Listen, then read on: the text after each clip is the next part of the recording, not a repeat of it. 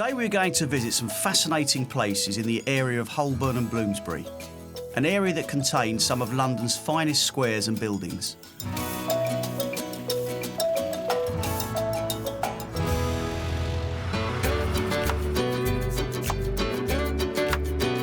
Bloomsbury boasts some of the most splendid squares, gardens and parks in the whole of London. The major development of the squares that we see today started in about 1800. The 5th Duke of Bedford removed Bedford House and developed land to the north, with Russell Square at its centrepiece.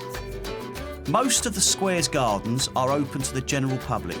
These blooming and charming pockets of green spaces are steeped in history and are closely associated with philanthropists, intellectuals, writers, artists, bohemians, freethinkers and radicals.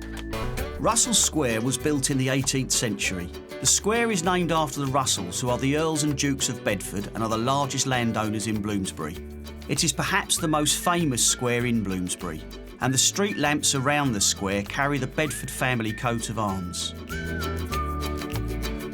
Nowadays, the northwest corners of the square are largely occupied by the University of London, while the Grand Russell Hotel, built in 1898, dominates the eastern side. The square is also home to only one of 13 cabman shelters remaining in London. A short walk away is the British Museum and the Brutalist Grade II listed Brunswick Centre.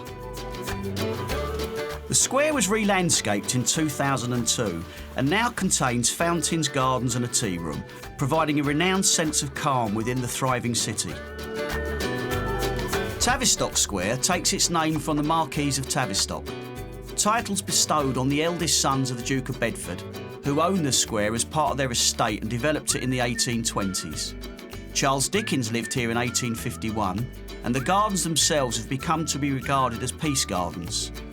In 1968, a bronze statue of Mahatma Gandhi was placed in the centre, and a cherry tree planted the year before stands in memory for the victims of the Hiroshima bombing.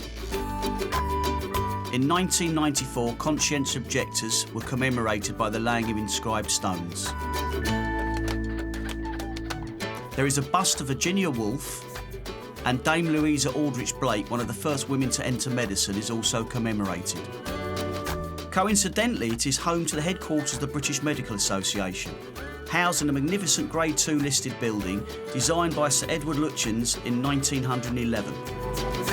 The wide streets of Bloomsbury make it very accessible. Its close proximity to major rail terminals, Euston, King's Cross and St Pancras, led to it being chosen as a designated media hub during the London 2012 Olympic Games.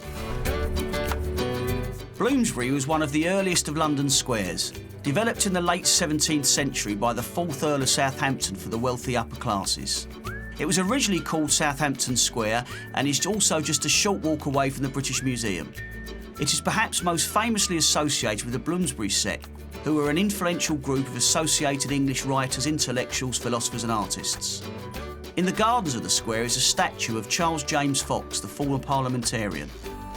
And the main inhabitants these days are commercial, including the famous Le Cordon Bleu School of Cookery.